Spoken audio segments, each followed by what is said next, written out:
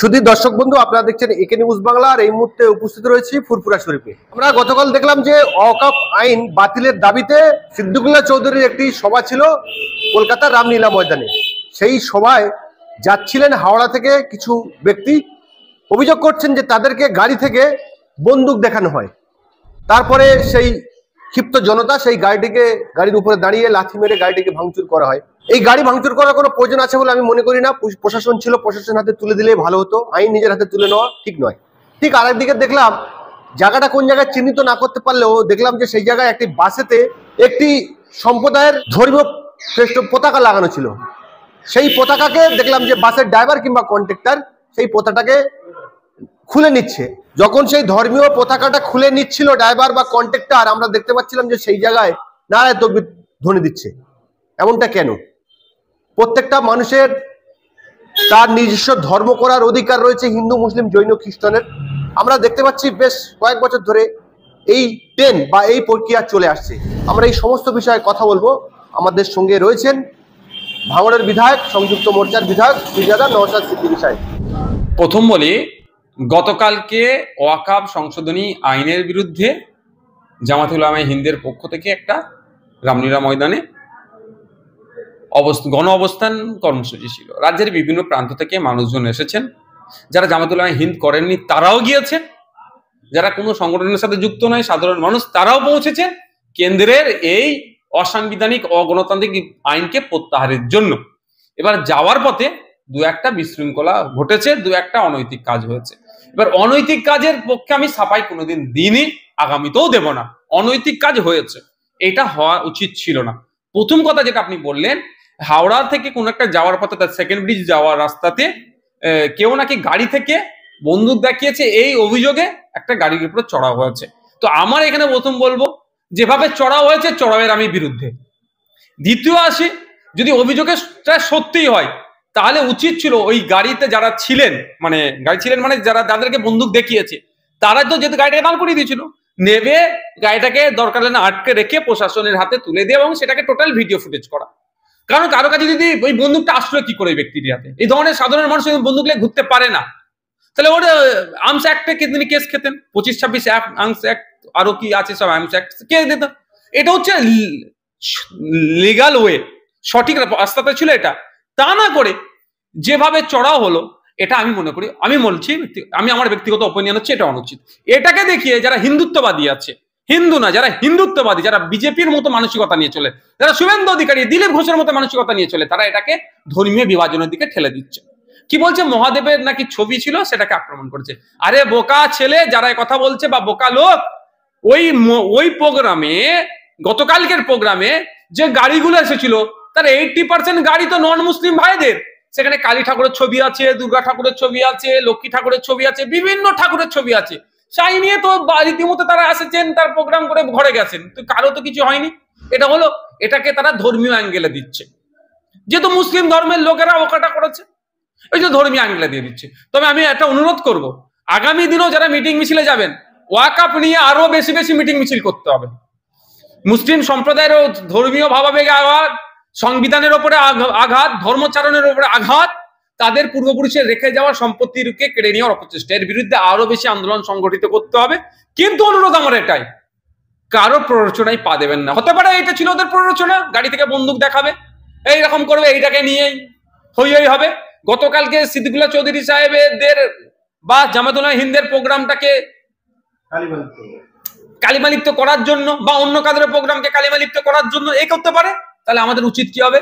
আমরা যেই প্রোগ্রামে বার হই না কেন, যারই ডাকে বার হই না কেন, অবশ্যই একবার দেখে নিতে হবে, নিয়ে যে বিক্রি করে দেবে না তো, বা এটা তো দেখতেই হবে। তারপরেও যে বার হচ্ছেন, একটু চোখ কান খুলে রেখে বার হতে হবে। কি করতে হবে যদি এই ধরনের ঘটনার সম্মুখীন হয়ে যায়? উচিত হবে কি, সর্বপ্রথম কাজ হবে আপনাদের যে লোকাল প্রশাসনের দ্বারস্থ হওয়া আর টোটাল ঘটনাকে একটা ভিডিওগ্রাফি করে রাখা। আর না হলে আপনি মার খেলেন, আপনাদেরকে বন্দুক তাক করলো, আপনি এসে একটু রক্তের গরম দেখিয়ে তার গাড়ির কাঁচটা ভেঙেছেন, পুরো মুসলিম জাতিকে প্রশ্নের সম্মুখীন করে দিল। এই ধরনের আচরণ করবেন না।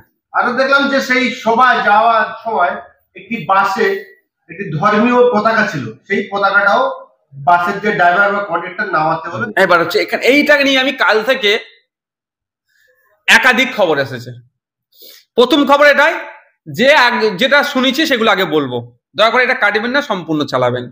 কারণ নাহলে আমি একটু স্পষ্ট কথা বলি তো অনেকে ঝাল হয়, আমাকে অনেকে, সেটা আমি যে ধর্ম থেকে বিলং করি তারাও আমার সম্পর্কে সমালোচনা করে, ভিন্ন ধর্মের মানুষও আমার, সবাই নয়, কিছু কিছু মানুষ আছেন আমার ধর্মেরও বা ভিন্ন ধর্মের আমার কথাকে সমালোচনা করে, পছন্দ হয় না যার, কিন্তু আমি একটু স্পষ্ট কথা বলতে পছন্দ করি। আমি 3 রকম কথা শুনেছি। প্রথম কথাটা হচ্ছে নাকি ওখানকার যারা উপস্থিত ছিল তারা নাকি বাধ্য করিয়েছে পতাকা খুলতে। দ্বিতীয় কথা শুনেছি যে ওই বাসে নাকি পতাকা লাগানো ছিল না, কয়েক মুহূর্তের মধ্যে কে নাকি এসে পতাকাটা লাগিয়ে দিয়েছে, সেই জন্য চিৎকার চেঁচামেচি হয়েছে। তৃতীয় কথা যেটা শুনেছি ড্রাইভার না বা কন্ট্রাক্টর নাকি নিজে থেকে খুলে নিয়েছে। তাহলে 3 রকম কথা, আমি 3 রকম কথার উপরই রিয়াকশন দেব। প্রথম কথা হচ্ছে যদি ইচ্ছাকৃত ভাবে প্রেশার ক্রিয়েট করে হিন্দু ধর্মীয় ধ্বজাকে খোলার জন্য করে, তাহলে ওখানে পুলিশ দাঁড়িয়েছিল, পুলিশ কেন বিরুদ্ধে ব্যবস্থা গ্রহণ করেনি? আমি আজকের দিনেও বলবো যদি ইচ্ছাকৃত ভাবে ওই ধর্মীয় পতাকা খোলার জন্য প্রেশার করে ওই কন্ডাক্টর বা ড্রাইভারকে, তাদের বিরুদ্ধে আইনত ব্যবস্থা গ্রহণ করা হোক। কারণ আমি মনে করি মসজিদের মিনারে উঠে এই অন্য ধর্মের ধর্মীয় ফ্ল্যাগ, হিন্দু ধর্মের ধর্মীয় ফ্ল্যাগ লাগানো যেরকম অপরাধ, আমি ওই ধরনের অপরাধ মনে করি প্রেশার করে কাউকে তার ধর্মীয় পতাকা খুলিয়ে নিয়ে অপরাধ মনে করি। দ্বিতীয় হচ্ছে যদি তৎক্ষণিক কেউ ওই বাসে লাগিয়ে দিয়ে চলে যায়, সিসিটিভি আছে কলকাতা পুলিশের, সিসিটিভি খুলে চেক করে তার বিরুদ্ধে ব্যবস্থা গ্রহণ করা হোক, কেন এই ধরনের অরাজকতা করার জন্য করা হয়েছে। তৃতীয়ত যদি বাসের ড্রাইভার সে ইচ্ছা করেই সে নাকি নিজে থেকে খুলে নিয়েছে, যদি এই ঘটনা ঘটে তাহলে আমি বলবো ওটা তো বাসটাকে তো ভাড়া করে নিয়ে এসেছিল, ওটা তো আমার মনে হয় ওটা ওতে করে ওয়াকাফের আইনের বিরুদ্ধে প্রতিবাদের জন্য সম্ভবত এসেছিল। তাহলে আমার ভিডিওটা যদি তাদের কাছে পৌঁছায়, অনুরোধ আপনাদের বাসের ড্রাইভারকে দিয়ে একটা ভিডিও করে সত্য ভিডিওটা করে সমাজে ছাড়েন সোশ্যাল মিডিয়াতে। কারণ এই ভিডিও থেকে হিন্দু মুসলমানের মধ্যে একটা মন কষাকষি হচ্ছে। স্বাভাবিকভাবে কোনো ধর্মপ্রাণ হিন্দু এটাকে মেনে নিতে পারবে না, কোনো ধর্মপ্রাণ মুসলমানও এটা মেনে নিতে পারবে না। গতকাল থেকে সোশ্যাল মিডিয়ায় আমার হিন্দু ভাইরা কত পোস্ট করেছে বলতে পারবো না, মুসলিম ভাইরা এটাকে কন্ডেম করেছে, আমিও কন্ডেম করছি এটাকে, এটা কোনোভাবেই মেনে নেওয়া যায় না। কিন্তু আসল সত্যটা জানতে হবে। সর্বোপরি একটা কথা বলি, ক্যালকাটা পুলিশের ওখানে অফিসাররা ছিল, ক্লারিফিকেশন দিচ্ছে না কেন? আমি অনুরোধ করবো ক্যালকাটা পুলিশকে ক্লারিফিকেশন দেওয়া হোক। যদি ওখানকার যারা আন্দোলনকারীরা প্রেশার ক্রিয়েট করে খোলাতে বলে, সেটাও ক্লারিফিকেশন দিন, তাদের বিরুদ্ধে আইনত ব্যবস্থা নিন। পশ্চিমবাংলা ধর্মপ্রাণ মুসলমানরা আপনাকে বাহবা দেবে, আমি এটা বলতে পারি। আর দ্বিতীয়ত যদি ওটা নিজে থেকে সে বলছে যে আমি খুলে নেবো, খুলে ঢুকিয়ে নেয়, তারও ক্লারিফিকেশন দিয়ে দিন। আপনারা শিক্ষকদেরকে পিটিয়ে বললেন হালকা বল প্রয়োগ হয়েছে, একাধিক শিক্ষক হসপিটালে ভর্তি আছে, ওই ঘটনাটাকে আপনার হালকা বল প্রয়োগ করে প্রেস স্টেটমেন্ট দিয়ে দিন আপনাদের সোশ্যাল মিডিয়া পেজে। তাহলে এইখানে দেবেন না কেন? এটাকেও আপনাকে দিতে হবে। ঘটনাটা আসলটা কি বাংলার মানুষ জানতে চায়, হিন্দু মুসলমান নির্বিশেষে বাংলার মানুষ জানতে চায় ঘটনাটা কি ঘটেছিল। হিন্দুত্ববাদীরা বিজেপিরা এটাকে তাদের ভোটের ইস্যু করাচ্ছে, আবার ওর হয়ে কেউ সাফাইও গাইছে। আসল ঘটনাটা আমরাও জানতে চাই। মুর্শিদাবাদেও দেখলাম যে ওয়াকাফ আইনের বিরুদ্ধে রাস্তায় নেমেছিল, পুলিশের গাড়ি পোড়ানো হয়েছে। যদি সম্পূর্ণ দায়ী পুলিশ, প্রথম দায়ী পুলিশের। ভিডিও আমাদের কাছেও আছে, একটা পুলিশ কর্তা, একাধিক ভিডিও আছে, একটা ভিডিও আপনাকে শুধু বলি যেটা পাবলিক ডোমিনে চলে এসেছে, আর বাকি ভিডিও কিছু কিছু আমাদের কাছেও এসে পৌঁছেছে যে পুলিশ কিভাবে প্রভোগ করিয়েছে। শান্তিপূর্ণ ছিল তো। আরে বাবা, ওইখানে একটা মিটিং চলছে, মিটিং এ তো নেতৃত্ব 2-4টে আছে, তাদেরকে তো পুলিশ কর্তারা যদি নিয়ে গিয়ে ভাই এটা এতক্ষণ হয়ে গেছে, আপনারা লিডার, আপনারা এটাকে কন্ট্রোল করুন, এবার এটা হাইওয়ে, এটাকে ছেড়ে দিন, এটা বলে মিটে যায়।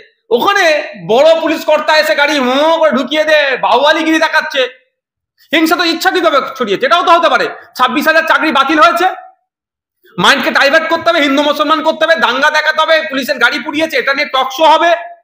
মুসলমান যেহেতু ছিল দাঁড়ি টুপিওয়ালা, ফ্রিতে গাল দেওয়া সহজ এদেরকে। মহাকুম্ভ থেকে ধর্মীয় কাজ ফিরে আসার সময় রেল ভাঙচুর হলো, তা নিয়ে চর্চা হয় না, সেটাও অন্যায়। এনে পুলিশের গাড়ি পুরানোটাও অন্যায়। কিন্তু পুলিশের গাড়িটা কারা পুড়িয়েছে, কজনকে অ্যারেস্ট করেছে আমি জানতে চাই।